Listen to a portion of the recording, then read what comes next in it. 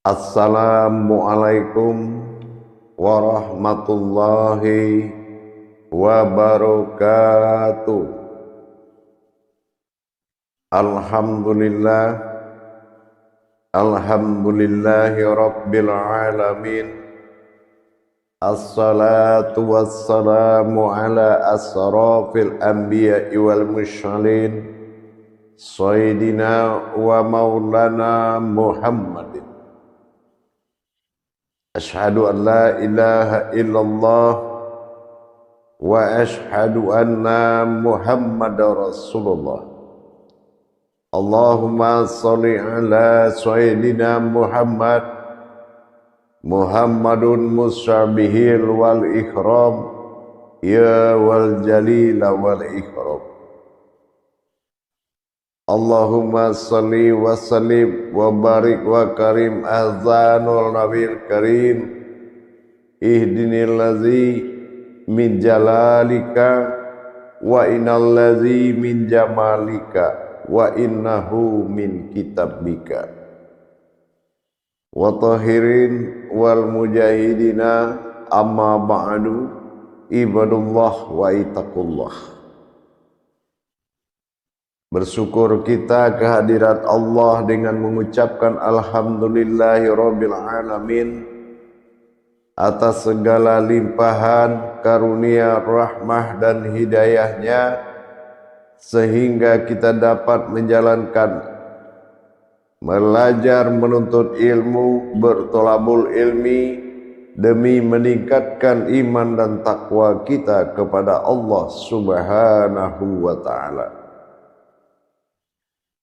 Bersalam kita, bersalawat kita, marilah sama-sama kita sampaikan kepada junjungan kita Nabi Allah, Nabiul Akhirul Zaman, Rasulullah Muhammad sallallahu alaihi wasallam. Atasnya kalimahnya kita kalamkan dengan membacakan Allahumma sholli ala sayyidina Muhammad wa ala alihi sayyidina Muhammad.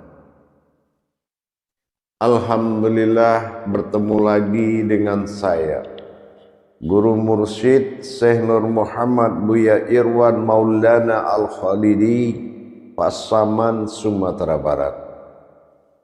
Tentunya dalam makom majelis zikir Ma'rifatullah, dalam naungan Yayasan Islam Hidayatul Mubarakah Indonesia.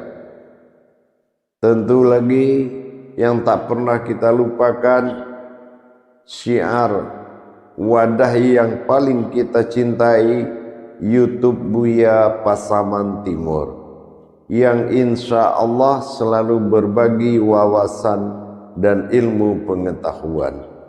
Insya Allah mudah-mudahan bermanfaat.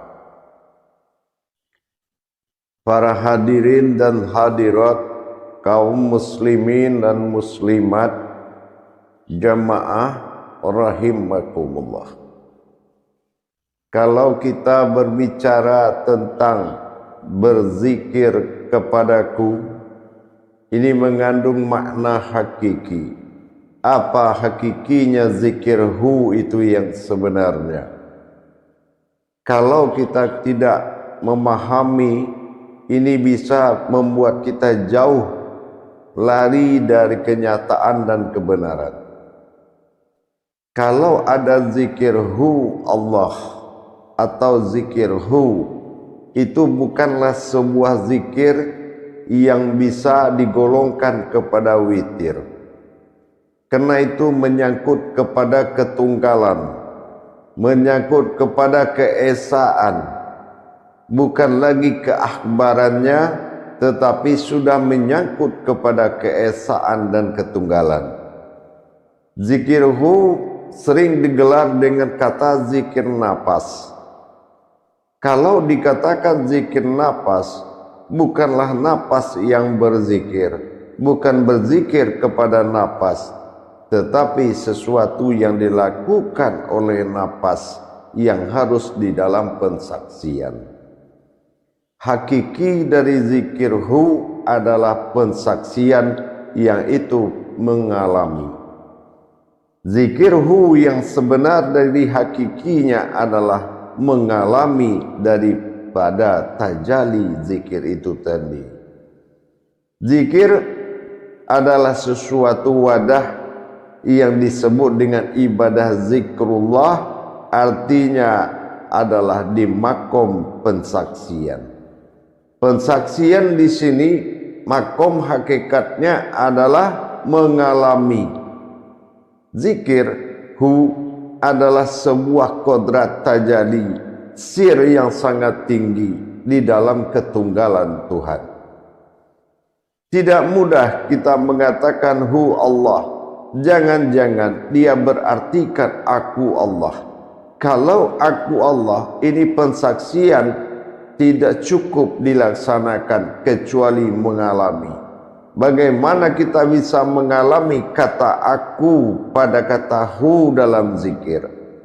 Mengalami kata hu dalam zikir adalah mengalami tajalli hu atau dikatakan dengan sir gemanya. Hu bukanlah kata-kata yang bisa dibayangkan atau kata-kata yang bisa diingat.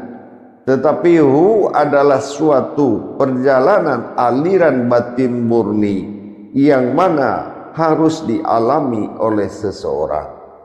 Seseorang mengalami, aku mengalami pada jiwaku. Ini artinya apa? Kita harus mengalami aliran batin murni yang mengalir menjadi napas bagi sekalian alam. Zikirhu bukanlah seseorang yang lagi berzikir. Ingat, zikirhu bukan seseorang yang lagi berzikir. Tetapi zikirhu adalah seseorang sudah tenggelam di dalam hu tersebut. Tenggelam di dalam hu, kita harus tahu apa itu hu yang sebenarnya. Hu itu bukan sebuah kata. Nah, dalam kajian kita terdahulu, kata bukan hu. Hu bukan sebuah kata atau yang berkata-kata. Hu adalah sebuah aliran batin murni yang mana menjadi kodrat bagi aku dan dia. Aku dan dia di dalam alam hu. Alam hu adalah alam batin murni. Batin murni inilah yang ditajalikan oleh batin sejati yang disebut dengan naik dan turunnya sebuah kodrat napas. Napas itu sebetulnya tidak ada yang naik, tidak ada yang turun. Kalau ada yang naik, yang di bawah akan mati. Kalau ada yang turun, yang di atas akan mati. Artinya ditinggalkan oleh napas turun dan naik. Napas arti hakikat dalam ilmu bukan sama artinya dalam hakikat dalam sebuah riwayat akidah atau iman. Penggelaran nama napas dilihat dari iman adalah menggantungkan hidup dan mati. Itu bagi yang diberikan napas. Diberikan napas, dia adalah sesuatu yang hidup dan akan mati.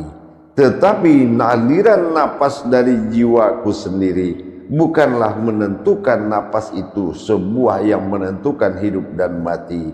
Tapi napas itu adalah aliran batin abadi yang dialirkan dari gemahu. Jadi zikir hu adalah zikir aliran batin murni yang mengalir ke dalam batin abadi disebut napas. Dalam antaran batin sejati, yaitu naik dan turunnya kodrat batin sejati, yang mana di situ terjadi komunikasi jiwa antara aku dan dia. Aku dan dia ini dalam suatu kalam disebut jiwa dan raga. Melihat jiwa berwujud raga, dan raga itu adalah nyatanya jiwa. Inilah kodrat yang dikatakan hu. Hu ini adalah batin murni yang mengalir di dalam batin abadi, yang diantarkan oleh batin sejati dalam gemahu detak jantung yang berulang. Ini yang dikatakan gema. Ini yang akan mengalir ke seluruh alam. Maka alam itu akan hayat. Hayat itu akan hidup. Ini zikir, bukan sesuatu yang diingat. Zikirhu bukanlah zikir yang diingat, tapi hakikinya dari zikir. Hu bukan sebuah gelaran zikir, tetapi hakiki. Apa yang dikatakan hakiki? Seseorang mengalami tanpa daya upaya. Dia harus luput di dalam hu. Hu adalah ejaan yang menelan semua kata.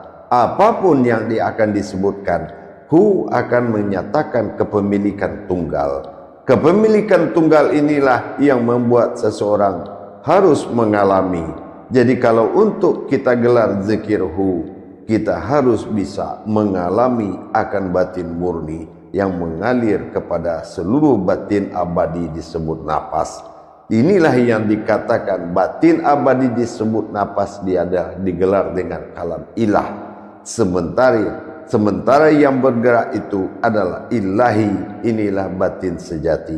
Batin sejati dia naik mengantarkan kata, dia turun membawa kata. Ini yang dikatakan batin sejati. Komunikasi aku pada jiwa ragaku terhadap dia pada tak terhingga di dalam napas. Inilah yang dikatakan zikir hu atau tenggelam di dalam perjalanan batin murni. Ini yang dikatakan zikir hu. Jadi bukan zikir itu menjadi sebuah witir. Kalau kata hu Allah menjadi ulangan 2 kali, maka ini akan jatuh menjadi syirik kubro atau dikatakan kafir sindik, yaitu kekafiran rohani. Kenapa ada yang mengaku aku Allah? Ini menyebabkan terjadinya kafir sindik atau kekafiran rohani. Jadi dalam hal ini kita wajib mengetahui hakiki dari zikir, seluruh zikir adalah hu, bukan zikir hu. Tetapi hakiki dari zikir, hakiki dari mengingat adalah mengalami. Itu yang dikatakan zikir hu. Jamaah para hadirin dan hadirat, kaum muslimin dan muslimat dimanapun berada, berhati-hatilah dalam mengikuti paham yang takutnya, yang kalau dari halal, dari haram menjadi halal, itu tidak ada masalah. Mungkin banyak pintu taubatnya. Tapi menciptakan sesuatu yang halal di dalam yang halal, ini adalah suatu kesalahan. Yang halal tidak perlu dihalalkan lagi. Tidak ada kata halal bihalal bagi ruhani. Yang ada adalah bagi syarak untuk melakukan ijab atau syukur. Tetapi kalau bagi ruhani tidak ada halal di atas yang halal, semuanya itu adalah mutlak halal. Jadi dalam memikirkan perbuatan ibadah syahadah atau ibadah langsung adalah zikir hu. Zikir hu bukan sesuatu yang kita saksikan dalam suatu perjalanan dan bukan menyaksikan sesuatu gerakan, tetapi luput dan tenggelam di dalam hu. Karena hu adalah aliran batin murni. Hu, coba tiupkan mulut itu, tidak ada kelihatan saking murninya. Artinya hu bukan suatu kodrat, tetapi dia adalah suatu wujud yang mengalir. Bukan dia mengalir dari mana, tapi dia akan mengalir kemana-mana. Ini yang dikatakan napas yang tak berujung dan tak ada berpangkal, kecuali kehendak awalnya, dan wujudnya adalah yang berkehendak. Jamaah para hadirin dan hadirat, laksanakanlah zikir itu. Tidak bisa kita perjalankan. Tidak ada tarikan hu dari sini diarahkan kepada zahir atau disebut dengan sifat isbat. Tidak bisa digelar zikir hu kecuali kita dalam makom ibadah. Kalau kita makom ibadah, kita harus melihat dan melupakan segalanya kecuali wujud Allah semata. Tapi di dalam hakiki tidak berlaku kata wujud Allah. Di situ adalah aku pada ketunggalanku. Aku pada ketunggalanku. Ini makomnya adalah sir usir. Tapi kalau kita melalui ibadah, nah ini sir fil matsuri. Ini artinya zikir hu Allah, matsurinya harus ada nyata. Nah ini dinamakan tingkatnya iman, ya, tingkatnya iman. Hu ditarik, dilepaskan kepada Allah dalam sifat zahir. Itu akulah Allah. Nah ini adalah sifat zahir. Sifatnya, kalamnya adalah zahiru Rabbi, batinul abdi. Nah itu boleh di dalam makom ibadah. Tapi di dalam makom aku ketunggalan, hanya aku. Nah, ini tidak bisa kita berikan penamaan. Tidak ada penamaan terhadap jiwaku dan sifatku sendiri. Inilah karena jauh sebelum ada kata Tuhan dan lagi apa namanya, tetapi aku sudah ada. Ini adalah zikir tunggal. Ini yang dikatakan sebuah hu adalah hakiki dari zikir. Jadi hakiki dari zikir hanya bisa dilakukan dengan mengalami, bukan dengan menjalankan tanpa merasa mengalami.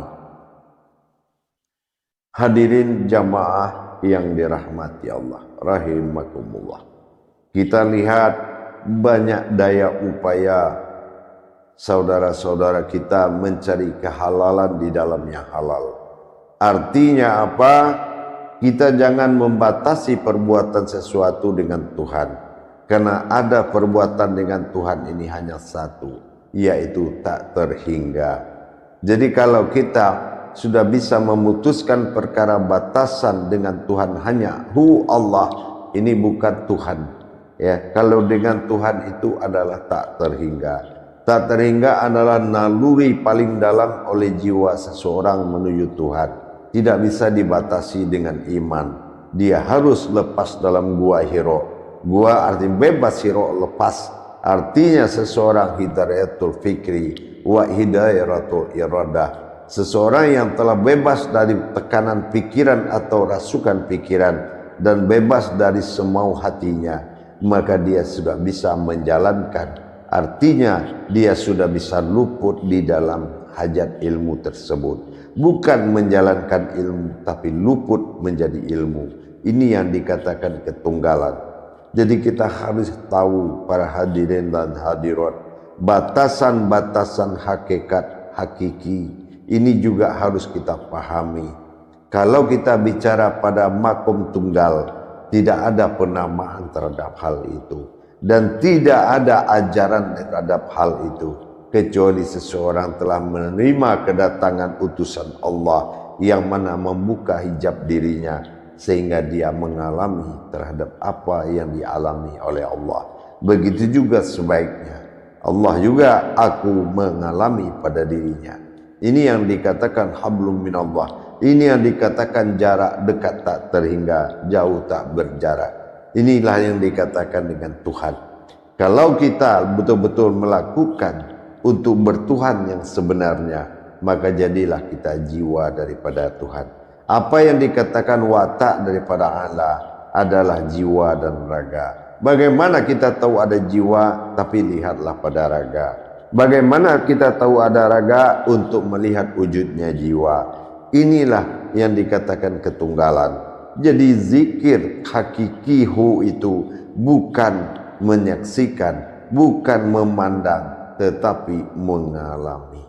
Mudah-mudahan kalau kita bisa mengikuti getaran dan gemahu yang membuat jantung itu berulang, kita akan mengikuti bagaimana seseorang manusia itu menjadi asharnya dari sekalian alam, menjadi jalan.